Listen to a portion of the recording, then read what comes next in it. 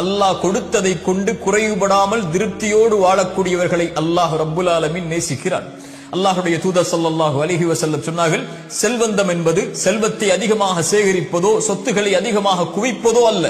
செல்வந்தம் என்பது அல்லாஹ் கொடுத்ததை கொண்டு திருப்தி அடைந்த உள்ளத்தோடு வாழ்வதுதான் செல்வந்தம் என்று அல்லாஹ்வுடைய தூதர் ஸல்லல்லாஹு அலைஹி வஸல்லம் உலக மக்களுக்கு ஒரு அடிப்படையை சொன்னார்கள். நிம்மதியோடு வாழ்வதற்கு கோடிகளை வைத்திருப்பவர்களும் இன்று நிம்மதியோடு இல்லை, கோடிகளை தேடிச் செல்பவர்களும் நிம்மதியோடு இல்லை.